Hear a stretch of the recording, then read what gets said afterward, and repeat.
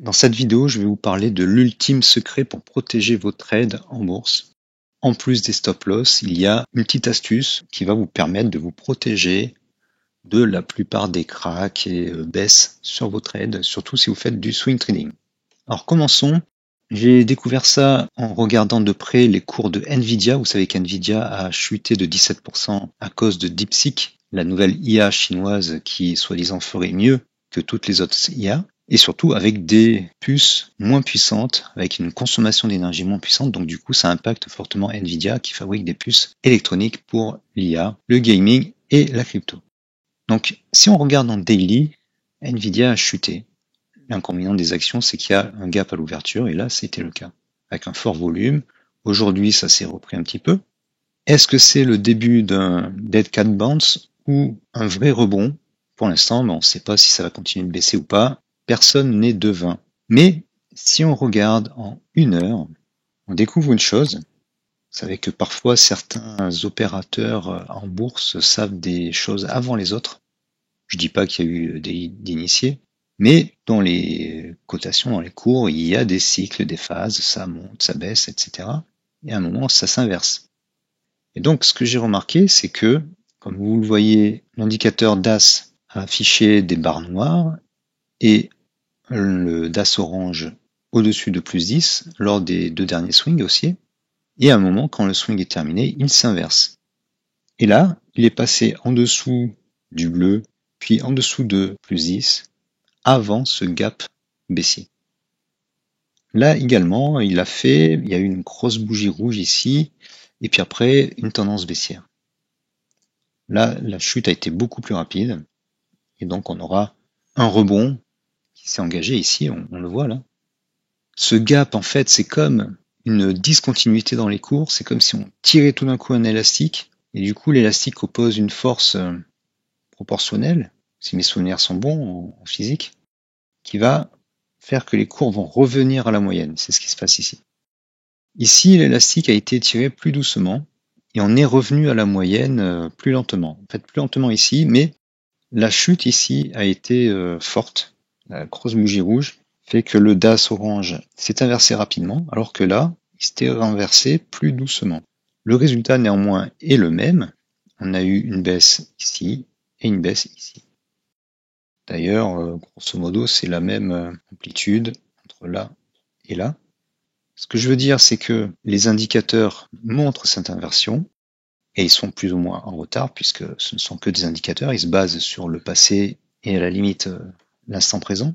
Donc ils sont un peu de retard, mais ce qui compte, c'est qu'on voit, et ça c'est très important, l'inversion arriver avant, parce que il faut que le momentum ralentisse. Et même quand il y a une surprise, comme ici, le momentum ralentissait avant. Là, par exemple, on avait une zone de consolidation plate, avec un premier petit gap là.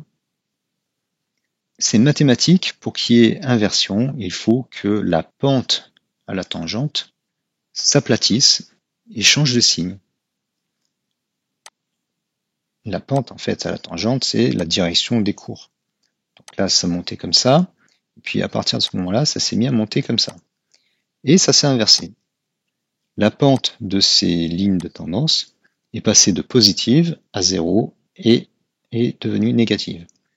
Et ça, la plupart du temps, souvent, si on prend une unité de temps suffisamment petite, j'appelle ça monter et descendre la gamme des unités de temps, et des indicateurs suffisamment court terme, mais pas trop, on le voit arriver avant la vraie chute.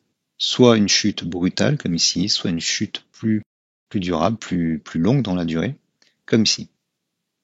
Ce qui me fait dire que, en fait, comme je le répète souvent, il faut entrer au début des retournements, que ce soit à la hausse, donc par ici, quand le DAS orange repasse au-dessus du moins 10 puis de 0, et que les FTA suivent, s'inversent tous, commencent à remonter à ce moment-là, par ici. Il y a ici aussi, mais on n'entre pas à la fin d'un mouvement. Et si on veut vendre à découvert, on ne rentre pas à la fin d'un mouvement baissier, comme ici. Par contre, on va entrer au début du swing baissier, c'est-à-dire par ici.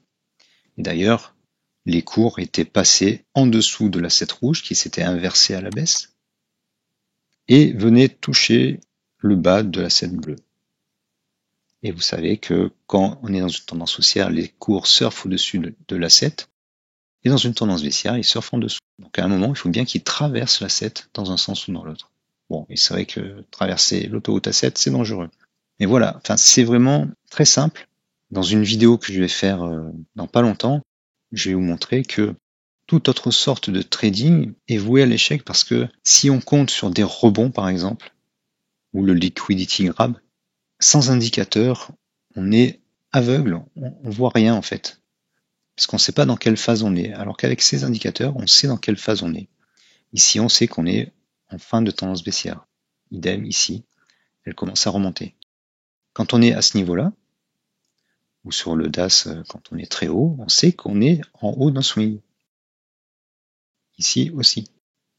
Et pour savoir si le swing haussier peut continuer, si la tendance peut continuer, par exemple là au lieu de descendre, si on était remonté, eh bien, il faut aller voir l'unité de temps supérieure. Si je prends 4 heures, là par exemple on voyait que les FTA les plus long terme, le vert, le mauve et l'orange étaient plutôt baissiers dans l'ensemble. Le vert était baissier, lui il était la plupart du temps baissier, et l'orange avait quand même des plus hauts de plus en plus bas et des plus bas de plus en plus bas. Donc ça ne pouvait pas durer. Pas comme ici, où là ils étaient haussiers, et pas comme ici où ils étaient tous haussiers, et c'était pire ici, enfin c'était encore mieux ici. Là ils étaient haussiers, donc par exemple là le DAS a baissé, mais il est reparti à la hausse. Voilà, donc je voulais vous montrer ça.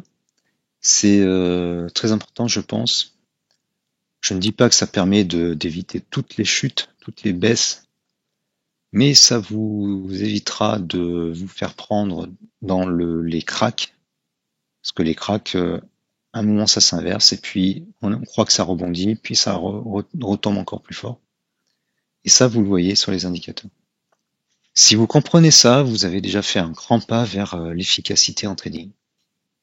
Voilà, donc si vous avez apprécié cette vidéo, likez-la, c'est très important pour donner un petit coup de pouce à la chaîne. Laissez un commentaire, là aussi c'est très important. Partagez-la, abonnez-vous à la chaîne et comme toujours, cliquez sur la petite clochette pour être averti quand il y a de nouvelles vidéos. Donc si vous voulez donner un coup de pouce à la chaîne, encouragez mon travail pour que je fournisse du travail de qualité sur le fond mais aussi sur la forme. Encouragez la chaîne par ces actions qui vous coûtent rien et je vous remercie d'avance. Et on se dit à bientôt dans une autre vidéo.